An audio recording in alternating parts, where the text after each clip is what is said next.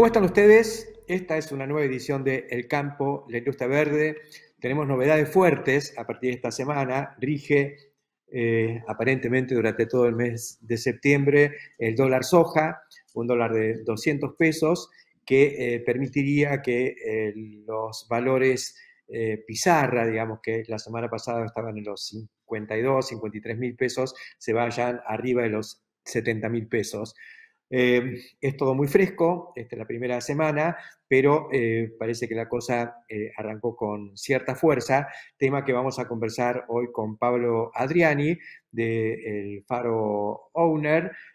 Pablo es un consultor con muchos años de experiencia en el sector granario y creo que es una de las personas indicadas para poder profundizar en lo que está ocurriendo y las consecuencias de esta decisión que anunció el domingo pasado el ministro Sergio Massa. Conversaremos luego con Alejandro Panunzio, quien preside el Comité Argentino de Arándanos, para focalizar también sobre la cuestión de cómo impacta el atraso cambiario, porque concretamente si para la soja necesitamos un dólar especial es porque este dólar no está alcanzando para que los productores puedan producir o incluso quieran vender lo que ya han producido. Con los arándanos y con todos los productos de las economías regionales pasan cosas parecidas, pero queremos desglosarlas a fondo hablando con Alejandro Panunzio, un hombre con mucha experiencia y mucho entusiasmo y mucha pasión por el sector tan dinámico de los arándanos en nuestro país. Conversaremos también con Emiliano Huergo acerca de una decisión que se conoció en estos días por parte de Brasil a través de la compañía Shell, que quiere impulsar el desarrollo de hidrógeno a partir del etanol. Un tema que nos inquieta, nos interesa, lo hemos estado siguiendo con las celdas SOF, que eran autos que funcionaban con una mezcla de etanol y agua, que generaban electricidad y funcionaban eléctricos, pero en este caso es directamente la producción de hidrógeno como combustible para la movilidad y para otros destinos, pero en este caso a partir del abundante recurso de la biomasa que es el etanol. Y como siempre estará Jorge Castro mirando un poco lo que está pasando en el mundo a partir de la guerra en Ucrania y otros eventos, incluso eventos climáticos, que están impactando muy fuerte en la economía agraria a nivel global. Estos son entonces los invitados que compartiremos con todos ustedes en esta edición de El Campo de Industria Verde. Ya empezamos.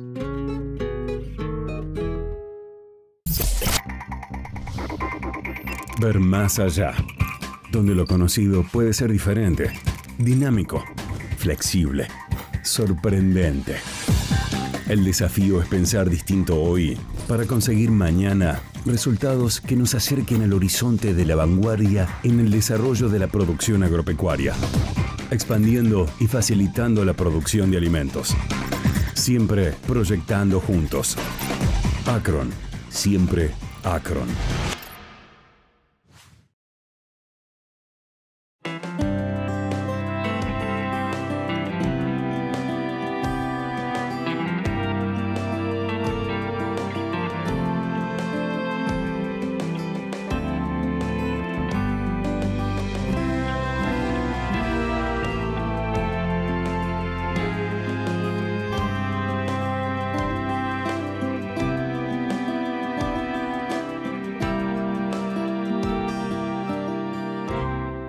Aceitera General Dehesa.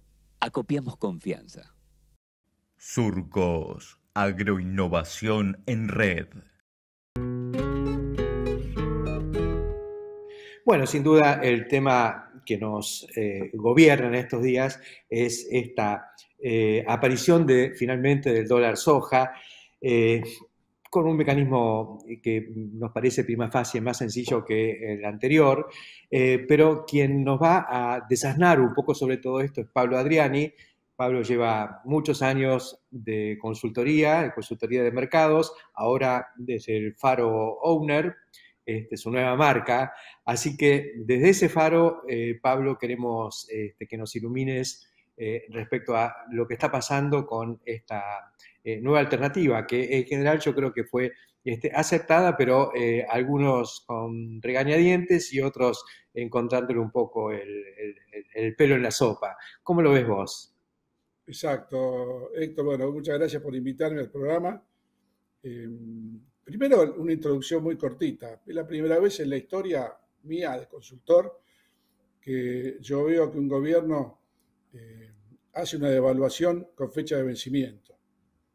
Esto no existió nunca. O sea, que el gobierno haya mejorado el tipo de cambio para los productores de soja a 200 pesos por dólar quiere decir que es una devaluación del 40% en el valor del dólar hasta el 30 de septiembre. O sea que primero la novedad es esa, lo creativo es eso, que se haya implementado una devaluación por un mes. Desde el punto de vista del impacto de la medida, más que el impacto, yo siempre he mencionado que en este tipo de situaciones el soberano es el productor. Podemos tejer muchas teorías de dólar MEP, dólar blue, de brecha. El soberano es el productor. Y el primer día hábil de Argentina que se implementó la medida, o que se sabía que se iba a implementar, porque todavía no estaba publicada en el boletín oficial, y no habiendo Chicago el lunes 5 de septiembre por el feriado del Día del Trabajador, los productores vendieron entre ventas disponibles y fijaciones 1 millón de toneladas de soja. Algo increíble, a mí me sorprendió por la positiva. Como siempre digo, el productor no come vidrio y si lo mastica no lo traga.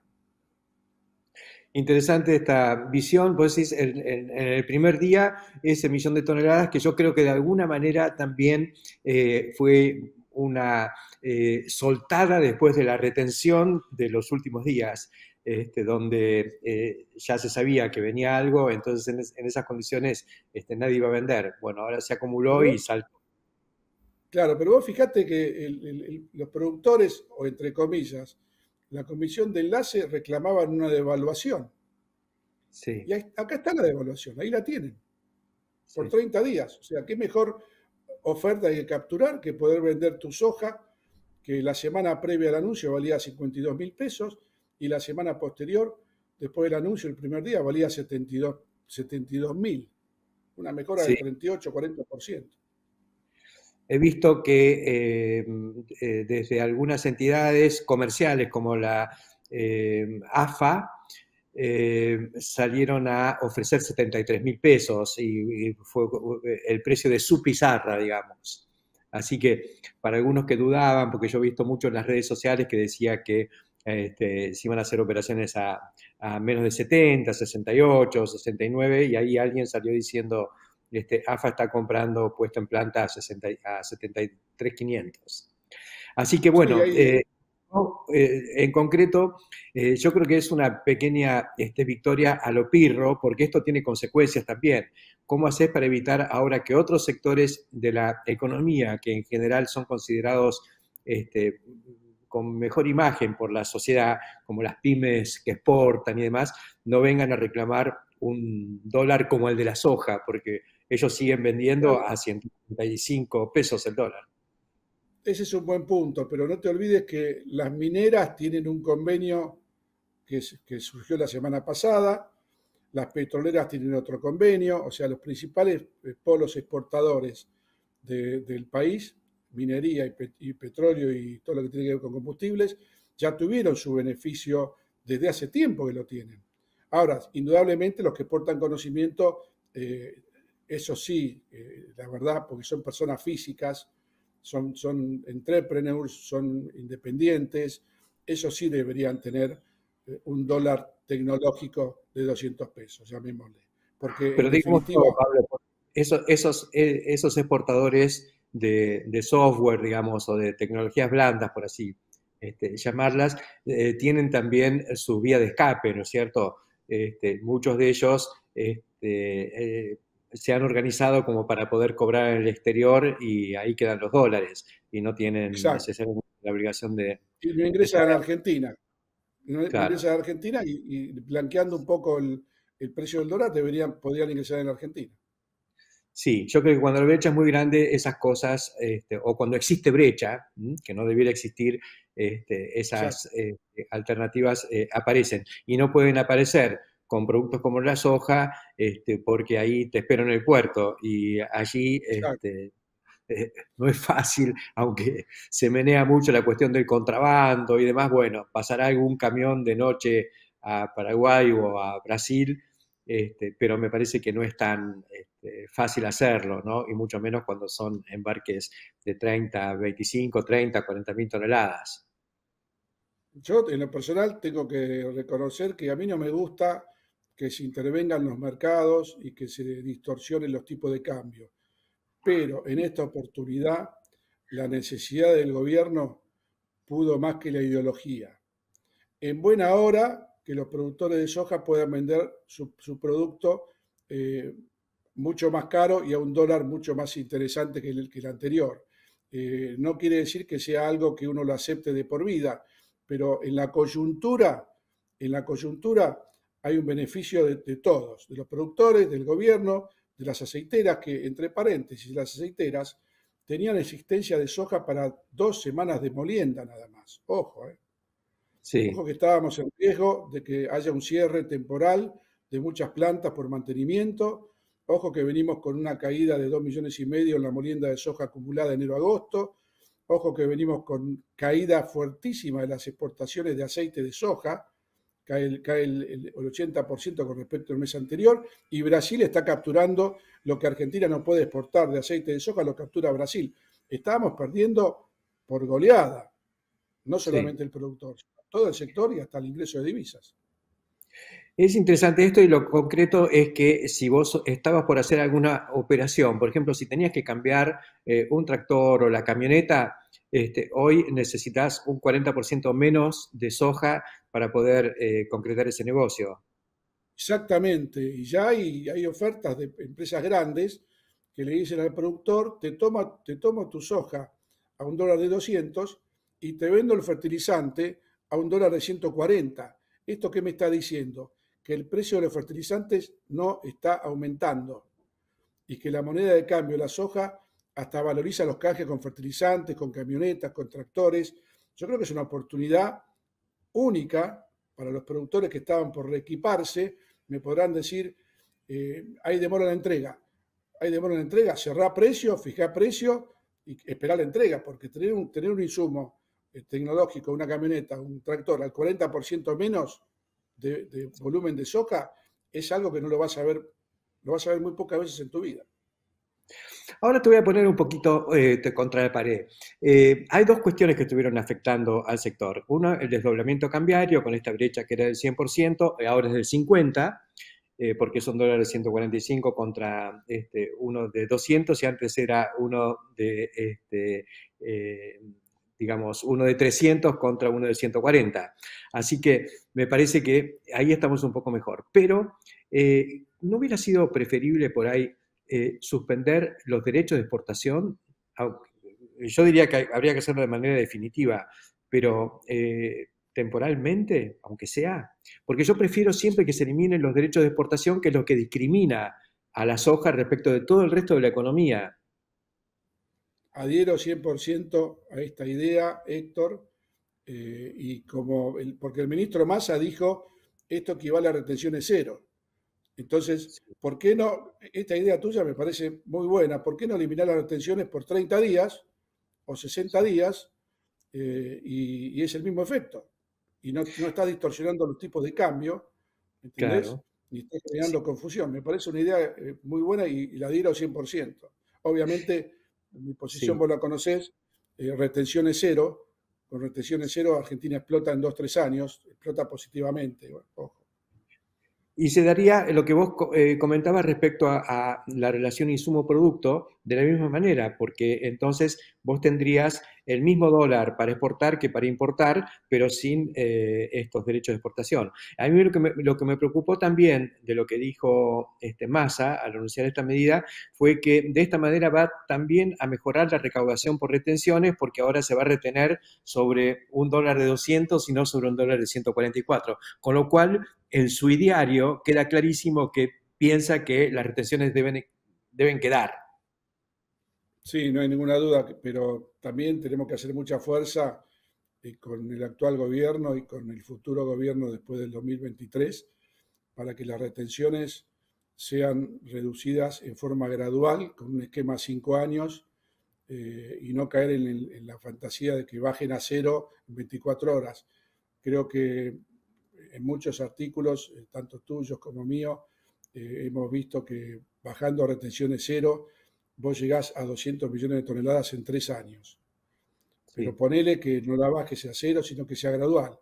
Y vos vas a tener un aumento de 15, 20 millones de toneladas por año en el lapso de 4 años y vas a llegar a 200 millones de toneladas, que va a ser algo que va a provocar un boom de ingresos de divisas, un boom de inversiones y todo lo que tiene que ver con la agroindustria, el sector agroexportador y los productores pequeños o pymes que están animándose a exportar algunas specialities como la chía, el sésamo o lo que fuera todo material agroindustrial que se pueda exportar, ¿no?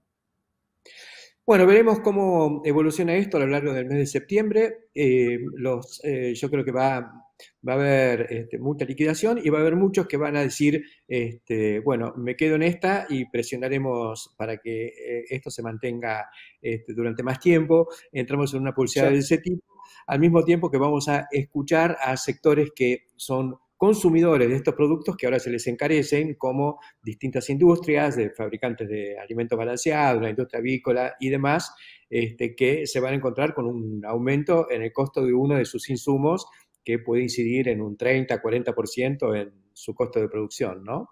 Creo que esas Esos son los cosas, costos, sí, con los costos costos ocultos. colaterales.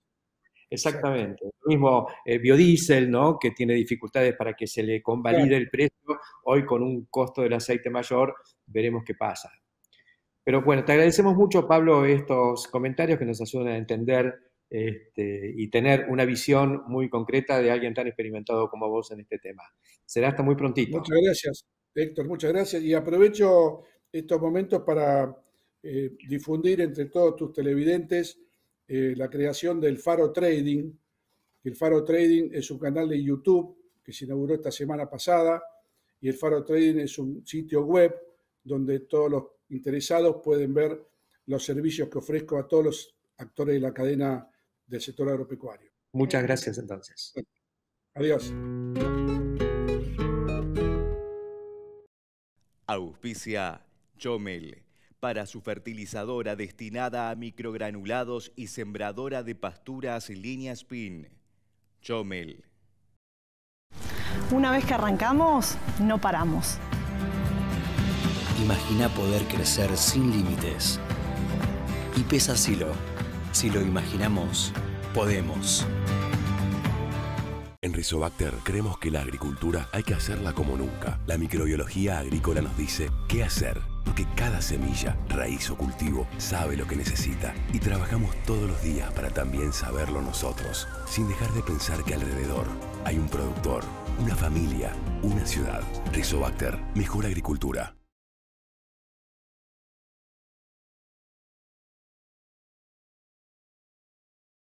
Encontrá las mejores recetas criollas en carneargentina.org.ar.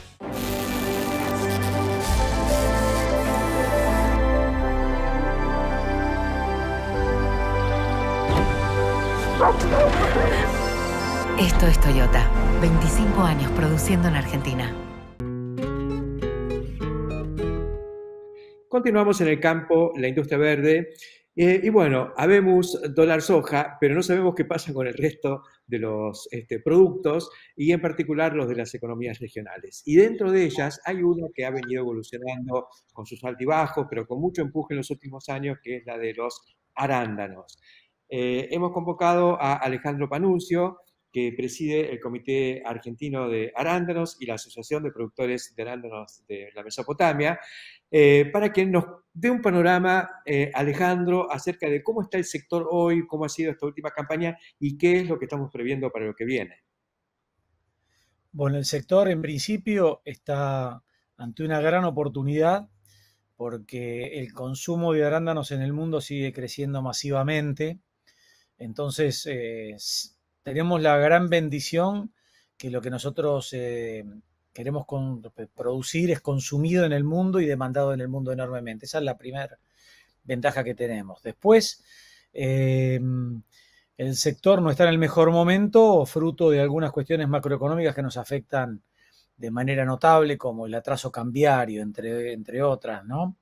Entonces, ahí hay una serie de preocupaciones que hace que no tengamos la rentabilidad como para poder acompañar ese crecimiento que podríamos realizar con un mercado que demanda, demanda y demanda. Alejandro, hoy hemos hecho una entrevista con Pablo Adriani donde estuvimos desglosando esta cuestión del dólar soja, de 200 pesos en particular. ¿Estamos necesitando un dólar arándano? Bueno, claramente yo creo que lo que necesitan las economías regionales, después de haber venido sufriendo, como por ejemplo el año último, en que la inflación, bueno, faltaría poner el valor de este último mes que no está cerrado, pero estamos hablando de valores del 70%, con una modificación del tipo de cambio de alrededor del 38%, o sea, hemos perdido la mitad en el camino y el año anterior había ocurrido lo mismo.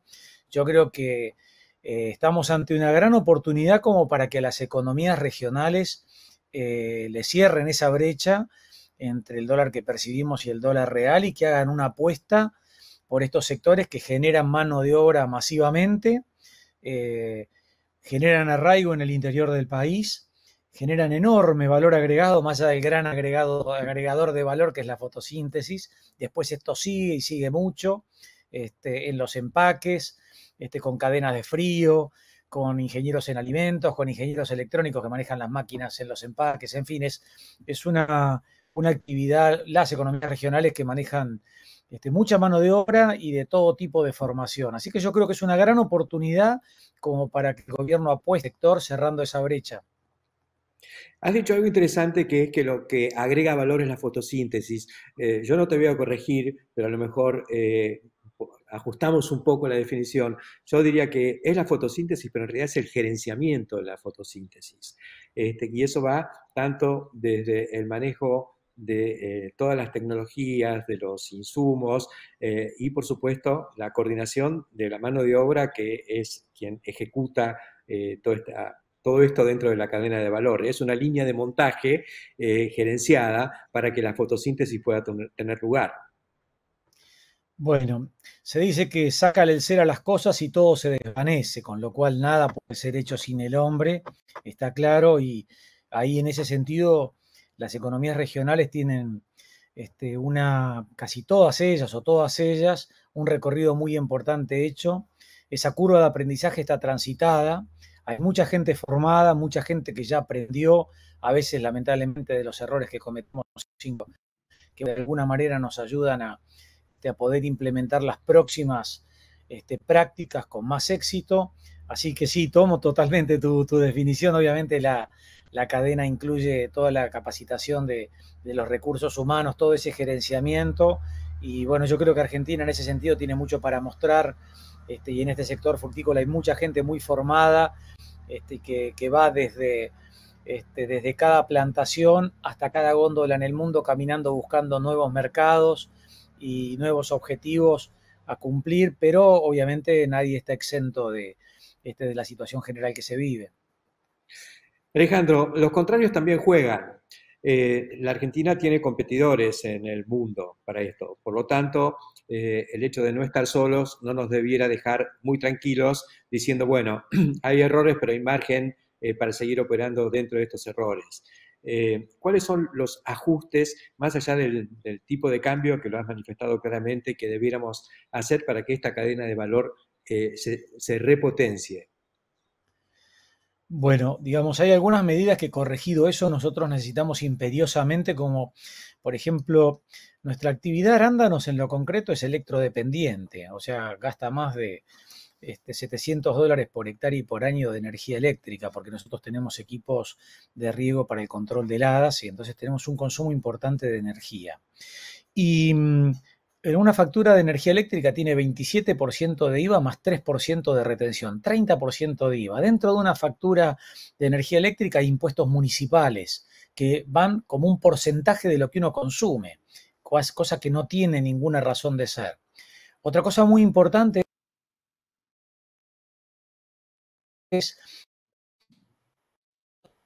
no se puede aplicar y que necesitaríamos que eso vaya a una cuenta única tributaria que nos permita pagar directamente desde allí impuestos nacionales. Eso nos ayudaría enormemente porque esos créditos fiscales se recuperan con un costo de gestión importante a los 18 meses. Por lo tanto, es probable que con un balance positivo alguien esté con solvencia cero y resulta que su balance es positivo, con lo cual tiene que pedir dinero al banco para trabajar una tasa exorbitante cuando tiene un monto de IVA a cobrar fabuloso. Por otro lado, bueno, nuestras leyes laborales no son como las de nuestros competidores. Tenemos ahí una falta de ayornamiento que necesitan nuestras normas laborales para poder trabajar en estas actividades intensivas con un pico en un momento de cosecha que son bastante importantes. Otro tema imprescindible es el máximo que se puede establecer por reintegros a la exportación, según la OMC, es 12%. Esto no llegaría a cubrir todos los impuestos internos que tenemos. Sin embargo, nosotros no percibimos el 12%, estamos percibiendo menos del 3%, con lo cual nuestro producto carga costos que no debería estar cargando. Esos costos nos impiden, obviamente, llegar con un precio razonable a poder competir en los mercados, con lo cual nos vemos perjudicados. Así que ahí tenemos una serie de medidas, son simples, son 3 o 4 básicas que nos ayudarían enormemente como para poder competir, porque acá se suma algo más. Cuando el arándano hace 20 años se empezó a cultivar en Argentina, eran pocos los países de Sudamérica o del hemisferio sur que producían. Pero hoy en día, en todos los países del mundo se hace masivamente arándanos. Entonces tenemos, por ejemplo, a México abasteciendo a Estados Unidos durante muchos meses del año a 40 horas de camión. Tenemos a Marruecos o Huelva, al sur de España, produciendo durante muchos meses para toda Europa. Tenemos Sudáfrica abasteciendo Inglaterra, de donde hemos sido desplazados por esa cuestión cultural que ellos tienen, obviamente, de una relación mucho más estrecha. Y además produce Colombia, produce en cantidad enorme de países. Entonces nosotros tenemos ahí una desventaja logística porque estamos más lejos, que deberíamos poder cerrar con otras medidas que nos den competitividad. De otro modo, lo que era nuestro mercado tradicional del hemisferio norte, en el que teníamos una ventana en la que podíamos de alguna manera ofrecer nuestro producto con cierta comodidad, desapareció como tal porque es ocupada por otros. Por eso planteaba el tema de que, bueno, los contrarios también juegan y están jugando y nos están complicando la vida. ¿Qué pasa con el consumo interno de arándanos, Alejandro? Bueno, nosotros desde hace más de 6 años venimos con una campaña, se llama Mejor con Arándanos, que hacemos todos los años tratando de promover intensamente el consumo de arándanos en nuestro mercado doméstico y ha aumentado enormemente. O sea, esta actividad comenzó siendo 90% de exportación y hoy en día, con esto de que los demás juegan y sobre todo con que los consumidores deciden. Los consumidores, una parte importante, dijo, mira, yo además de consumir arándano en fresco, yo quiero tener una bolsita de arándano congelado lo más parecido posible al arándano fresco en mi freezer. ¿Y ese arándano qué es? El IQF, que conserva que cada fruta tenga esté separada, ¿no? Que esté todo congelado junto y que permite que lo incluyan en diferentes comidas o licuados o demás. Entonces se generó todo un mercado de IQF, que entre paréntesis es el que es gran demandante de energía eléctrica, con lo cual el tema de energía eléctrica y su facturación estacional, además de lo que mencioné del IVA y de los impuestos municipales involucrados dentro de la factura, juega un rol importante. Entonces hoy el mercado tiene una parte para mercado fresco de exportación, una parte industrializado como IQF y una pata muy importante en el mercado interno que aspiramos a que se desarrolle mucho más, porque así como a los consumidores del mundo le encanta el arándano, a los argentinos también nos encanta, porque somos todos, somos todos iguales en que somos todos diferentes, pero en los gustos para comer fruta todo nos gusta. Está bárbaro. Y comentabas que en el mercado internacional el consumo de arándanos está creciendo. ¿Eso tiene alguna relación con el efecto ingreso? ¿Son las sociedades desarrolladas las que van incorporando más arándano en su mesa? ¿O son países en vías de desarrollo? ¿Dónde está el mercado en expansión?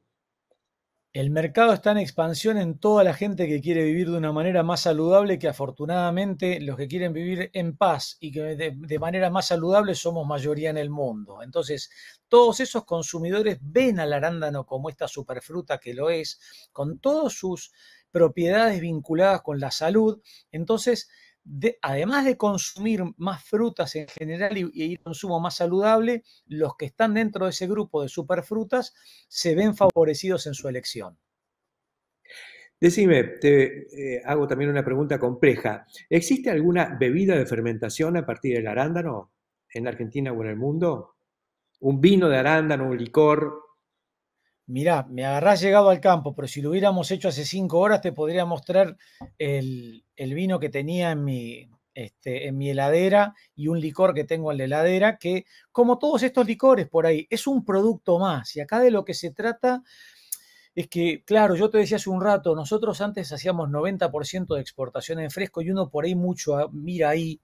Y una cosa muy importante es no mirar el futuro por el espejo retrovisor. Entonces, el espejo retrovisor acá sería que todo es fresco de exportación. No hay otros usos. Y por ahí algunos los queremos abordar y otros no, pero es que el mercado lo pide. Entonces, no es lo que yo quiero, es hacia dónde van las preferencias del consumidor. Y hacia ahí tenemos que ir o quedamos en el camino. Me acuerdo que el señor Bagley, que era un vendedor de libros, un americano que emigró a Buenos Aires, caminaba por las calles de la ciudad y veía que había naranjas amargas en el piso, que juntaban hormigas y la ciudad era una mugre con eso. Bueno, juntó unas cuantas naranjas amargas, las fermentó, las destiló e inventó la esperidina. Fue la primera marca registrada y la primera patente inscripta en la Argentina. Ese miraba para adelante. ¡Qué maravilla!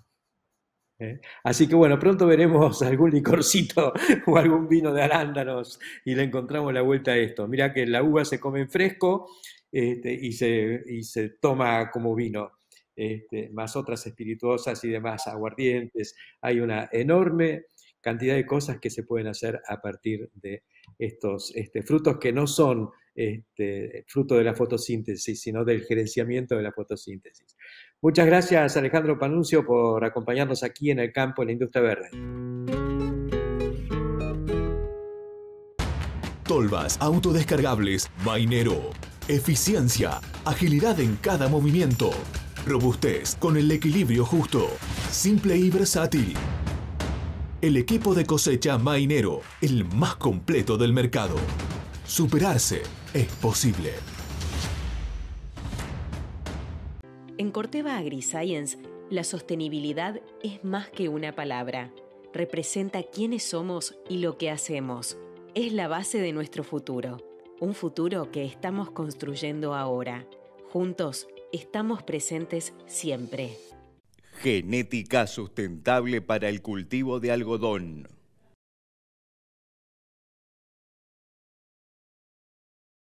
¿Te sorprendería ver un pollito bailando rumba?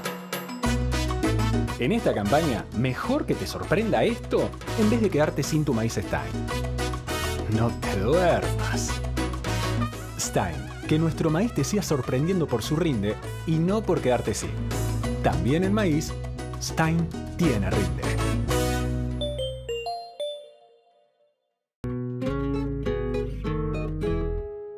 Continuamos en el campo de la industria verde y ahora vamos a desarrollar una noticia que acabamos de recibir, que encontramos en bioeconomía.info, la página web que se ocupa de temas de bioeconomía en general, con mucha relación con la bioenergía, y que maneja Emiliano Huergo, que además es mi hijo. Emiliano, contanos esta noticia que viene de Brasil acerca de la producción de hidrógeno a partir del etanol. Bueno, ¿qué tal? ¿Cómo estás? Bueno, de nuevo, gracias por convocarme. Mirá, apareció una noticia muy interesante, que la filial brasileña de Shell, junto a un consorcio, digamos, de actores del ecosistema energético y científico de Brasil, se han propuesto desarrollar una nueva tecnología para producir hidrógeno justamente a partir de etanol, hidrógeno verde, ¿no? Sabemos que hay un boom en el mundo con el tema del hidrógeno, está considerado como una de las fuentes de energía, o mejor dicho, vectores energéticos del futuro, porque su combustión genera, no produce dióxido de carbono, al reaccionar con oxígeno produce agua, lo cual se recircula, pero la biomasa no es considerada por muchos como una alternativa viable para la producción de hidrógeno. Sin embargo, acá están demostrando que sí, que es viable. Acá está involucrada la Universidad de San Pablo. La Universidad de San Pablo también está involucrada en el desarrollo de celdas soft, que son justamente celdas de combustible, celdas de hidrógeno, aquellas que se utilizan en los automóviles, pero que en lugar de cargar hidrógeno cargan etanol. Bueno, están con un proyecto también asociado a Nissan con esto, o sea, están trabajando muy fuerte, no solo la utilización de los biocombustibles así como está, sino también qué otras energías pueden producir los mismos biocombustibles que ya están produciendo. Es más que interesante, lo dijiste un poquito rápido y por ahí no se escuchó bien, pero que Shell está encabezando este proyecto. Shell está encabezando este proyecto junto con una empresa alemana que se dedica a las tecnologías de hidrógeno y la Universidad de San Pablo. Parte del proyecto consiste en, el proyecto básicamente es desarrollar 2 plantas piloto chicas de 5 kilos por hora para probar la tecnología. Y esto va a incluir una estación de repostaje de hidrógeno dentro de la universidad y un colectivo de la universidad que traslada alumnos, profesores y gente que visita el campus de la ciudad universitaria de San Pablo, un colectivo que va a funcionar con este hidrógeno. Si las cosas van como ellos piensan, el proyecto prevé dentro de 2 años tener una planta de ya escala industrial de hidrógeno a partir de bioetanol. Uno podría imaginarse que, dado que en Brasil y en la Argentina también y en Estados Unidos hay una diseminación de plantas de etanol en todo el interior, esto va a descentralizar también el tema de la producción de hidrógeno que hoy se está concibiendo en grandes plantas accionadas por energía solar y a través de la hidrólisis del agua y demás. Acá vamos a tener la materia prima para generar el hidrógeno que ya existe y está siendo producida en el interior, que es la zona de consumo también. Sí, digamos, o sea, si nos vamos a lo que es la producción de hidrógeno hoy, prácticamente el 99,9% del hidrógeno que se produce en el mundo se produce a partir de gas natural. Es muy poquito el hidrógeno renovable, por decirlo de alguna manera, que se está produciendo en el mundo y justamente apunta a esto que decís vos, a la hidrólisis del agua. Pero si nos ponemos a pensar en lo que tiene que ver con la eficiencia del proceso, el planeta es 70% de agua porque la unión oxígeno-hidrógeno es extremadamente fuerte y es muy difícil de romper. Entonces, los mecanismos de hidrólisis para la producción de hidrógeno no han prosperado hasta ahora porque necesitan de demasiada energía. Entonces, hoy las fuentes conocidas, las tecnologías conocidas para producir hidrógeno provienen de los hidrocarburos, que son, en definitiva, tecnologías similares para utilizar con los carbohidratos, que también tienen carbono e hidrógeno, que están en la biomasa. Entonces, no se puede descartar a la biomasa, al bioetanol, al biogás, a la madera o cualquier otra fuente de biomasa como una alternativa para la producción de hidrógeno, porque hoy son las tecnologías disponibles las que están para esto. Acá lo que me parece realmente interesante y por eso quiero insistir en eso es el hecho de que Shell, que en Brasil está asociada con otra compañía que es Cosan, muy involucrada con la producción de etanol y es uno de los grandes actores del negocio del etanol en Brasil, y es además esa compañía, ese joint venture se llama Raízen, que es por otro lado la dueña de Shell en Argentina. O sea que me parece que estos son temas que nos pegan muy de cerca y que debemos seguir muy atentamente. Por eso te hemos convocado para que nos cuentes un poquito de qué se trata todo esto, ¿no? O sea que lo que rescato es que hay 2 cosas. Primero, una vuelta de tuerca con la producción de hidrógeno verde, y además mencionaste que la misma Universidad de San Pablo está avanzando con el tema que hemos hablado muchas veces aquí del SOF, del Solid Oxide Fuel Cell, la celda de hidrógeno que funciona en los autos. Algún modelo de Nissan ya estuvo trabajando a partir de una mezcla de etanol y agua. Es que es precisamente eso, ¿no? Porque uno se sorprende de ver a Shell nosotros acá en la Argentina decimos, Shell, mirá, está produciendo etanol en Brasil a través de Raízen en su consorcio. Uno entra a la web shell.com y no encuentra la palabra oil, encuentra la palabra net zero, clima target, o sea, un montón de recursos renovables, ¿no? Entonces, creo que hacia eso está tendiendo. Yo veo las viejas petroleras, les da vergüenza decir que son petroleras, se llaman empresas energéticas ahora. Están en plena transición energética y nosotros tenemos, bueno, en Brasil lo entendió el gobierno, lo entendieron las empresas, lo entendieron las automotrices. Ellos tienen el 95% de los autos del parque automotor que funciona, apto para funcionar con biocombustible. Están yendo también, estudiando alternativas con el biometano, con el biogás, con el bioetanol y ahora también el hidrógeno y el hidrógeno renovable a partir de biomasa. Porque lo que saben producir y lo que sabemos producir en Sudamérica es biomasa, es la gestión de la fotosíntesis. Entonces, me parece que nuestro futuro energético no puede descartar este tipo de tecnologías.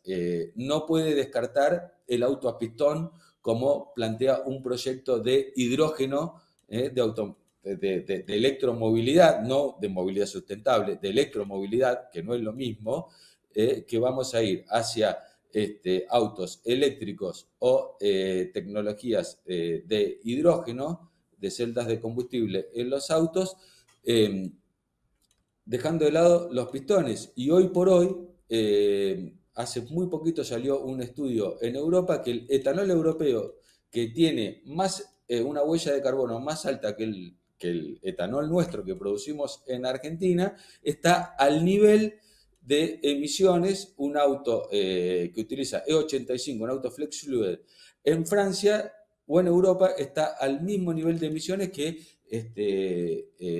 un auto eléctrico. Y acá en la Argentina podemos tener menos emisiones. Eso salió la semana pasada, esa noticia también. Te convocaremos para desarrollar eso también, que parece muy interesante. Muchas gracias. Se nos terminó el tiempo por hoy, pero la seguiremos. Nosotros continuamos también hoy aquí en el campo del Ipso Verde. Enseguida volvemos. Solo el líder en flumioxacin podía convertirlo en una gema. Presentamos Gemit Top, una nueva formulación con partículas más chicas y homogéneas para una mejor distribución, mayor superficie de contacto y total eficacia. Nuevo Gemit Top, flumioxacin en su máxima expresión. Summit Agro.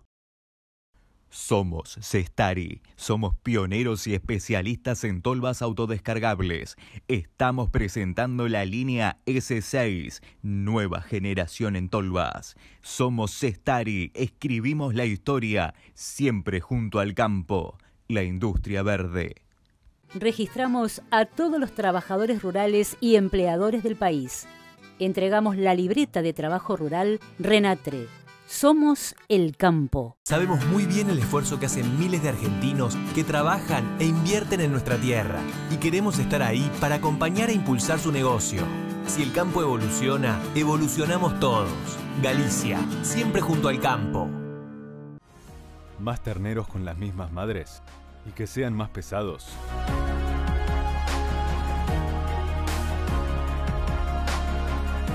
Ahora es posible.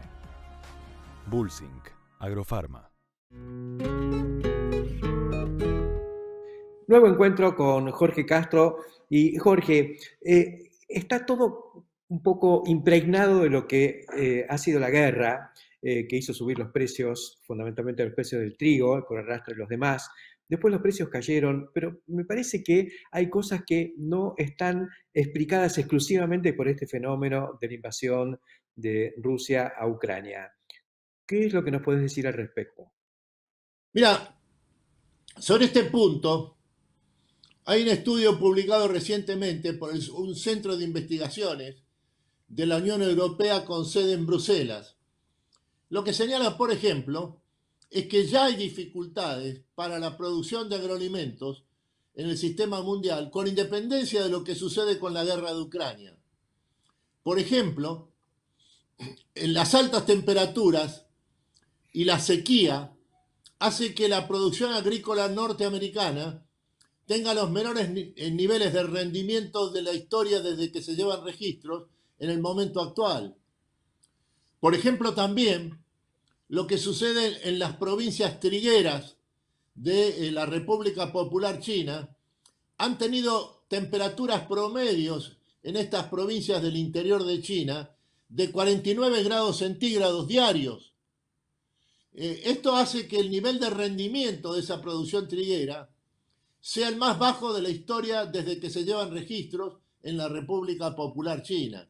Y así de seguido, hay una tendencia claramente a que la sequía se transforme en un factor estructural y no meramente cíclico en los Estados Unidos y en otras partes del mundo, a semejanza de lo que ya ha sucedido y está comprobado que tiene este carácter estructural con la sequía de Australia. Por eso es que esto a su vez lleva a la discusión de cuáles son las características de la producción mundial de agroalimentos avanzada, sobre todo encabezada por los Estados Unidos. Es una industria altamente concentrada y especializada en muy pocos productos.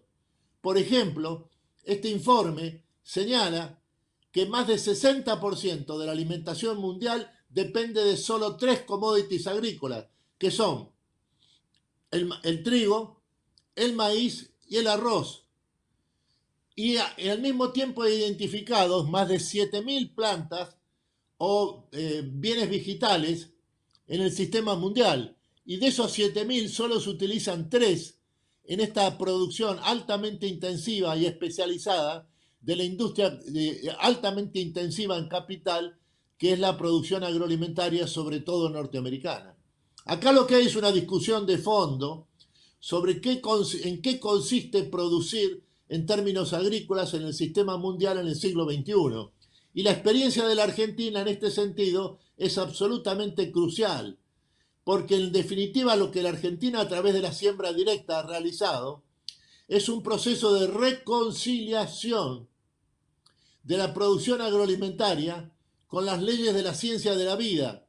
Esto es el respeto a las reglas de funcionamiento de la producción agroalimentaria argentina en la medida en que se la considera una experiencia esencialmente biológica y no industrial. En ese marco es más que interesante considerar que el primer desarrollo biotecnológico que apunta a esta cuestión de la sequía se generó aquí en la Argentina, y es la generación 4 de bioseres, ¿no? Es más que interesante haber innovado en siembra directa y haber innovado aplicando la biotecnología a las cosas que realmente nos están quemando, como esta cuestión de la sequía estructural. Snack Crops, sociedad anónima, líder mundial en la comercialización de especialidades con fuertes raíces en Argentina, lo invita a sembrar maíz pisingallo y girasol confitería para sus mercados en más de 60 países. Contáctenos al 011 5246 1901, vía mail a sergio.casas@snackcrops.com o bien visítenos en nuestra planta industrial ubicada en Pehuajó, provincia de Buenos Aires.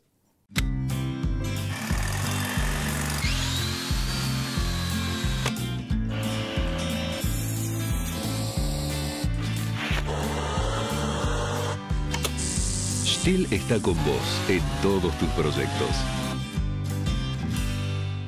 Matbar Rofex. Trabajamos para proteger las transacciones y transformar el mercado de capitales. Favot, marca emblemática en pulverización, se renueva para estar a la altura de tus desafíos. Profértil. Vida para nuestra tierra. Alari, seguridad antirrayos. Anulamos la formación de rayos en feedlots, silos, plantas de biogás y toda producción de alta concentración.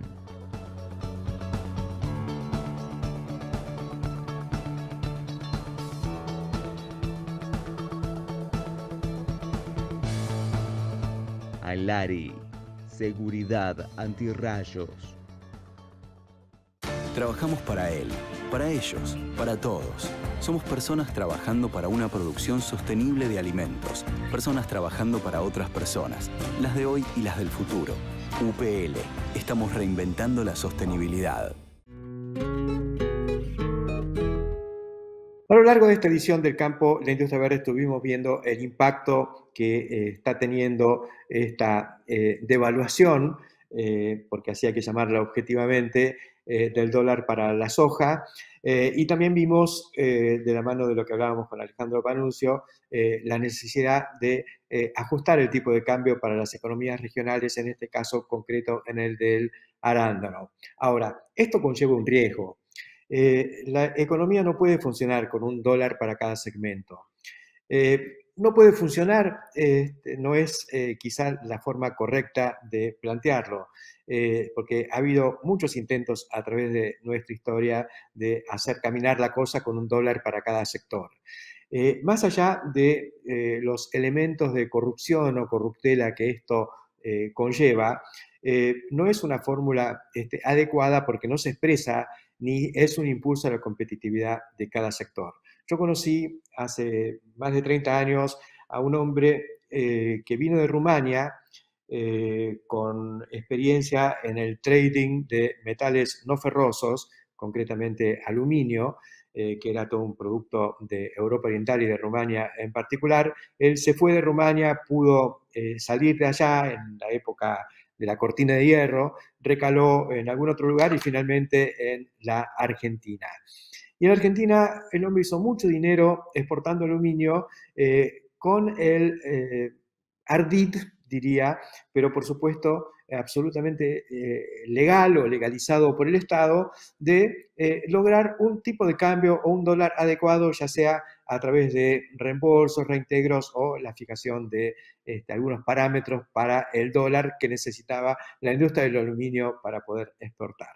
Y así sucesivamente. Y la economía así no puede funcionar. Explota porque estamos produciendo de manera no competitiva para poder llegar con productos que no estamos produciendo en las condiciones en las que nuestra competencia sí lo puede hacer en el mercado internacional. Hay que ecualizar. Por eso lo que hablábamos con Pablo Adriani, que sería mucho más interesante eliminar las retenciones que establecer un tipo de cambio diferencial para un producto determinado. Porque lo injusto es que un producto como la soja esté discriminado con derecho de exportación del 35%. Y no es un tema de todo es lo mismo. El ministro Massa dijo que esto es como si le hubiéramos quitado las retenciones a la soja. No es como si le hubiera quitado las retenciones a la soja, porque lo que ecualiza realmente es un tipo de cambio uniforme para toda la economía, dentro de lo posible un tipo de cambio libre, sin cepo, y eliminar definitivamente los derechos de exportación, que son los que comen la rentabilidad y complican la ecuación productiva para cada sector. Hacen falta más unidades de producto para comprar una unidad de insumo cuando tenemos derechos de exportación. Y esta es la esencia de lo que nos ha estancado, fundamentalmente en el desarrollo de nuestra industria sojera. El mundo fue creciendo, los países que tienen potencial para producir crecieron, Estados Unidos, Brasil en primer lugar, Uruguay, Paraguay está con una evolución fenomenal de su sector sojero y nosotros en la Argentina estamos estancados desde el 2010. Seguimos en torno, no llegamos una vez a las 50 millones de toneladas, ahí quedamos y ahora estamos yendo para atrás. Es cierto, crecimos con otros productos, como es el caso del maíz, que estuvo exento de retenciones y de restricciones a la exportación y con un tipo de cambio uniforme, único para toda la economía durante la era Macri, pero luego volvieron los derechos de exportación, con lo cual quedó mejor posicionado que la soja, pero de todas maneras con una detracción que hoy es del 12%. Y eso también afecta a la ecuación productiva. Tomemos esto está y sirve, está por un mes, los productores lo van a aprovechar porque estaban esperando mejores condiciones para poder vender su mercadería. Quizá se venda en exceso, como dijo algún economista, esto puede convertirse un poquito en pan para hoy y hambre para mañana, necesita los 5.000 millones de dólares en el mes de septiembre, esto iba a ir fluyendo de aquí a marzo del año que viene para que llegue la próxima cosecha, y ahora posiblemente estemos ante un pico de oferta y los productores verán si realmente se concretan los precios de 72, 73 mil pesos que de alguna manera se podrían convalidar a partir de esta relación con el nuevo tipo de cambio y los precios internacionales. Esta es la realidad hoy. Se pueden comprar más cosas que la semana pasada y ese es el lado bueno. El lado malo es que ahora el resto de la economía va a pedir exactamente lo mismo y el impacto que va a tener sobre quienes procesan estos productos y se encuentran con costos relativamente inesperados. Y digo relativamente porque desde hace más de un mes se sabía que esto iba a ocurrir. Seguiremos atentamente los acontecimientos. Hasta la semana que viene.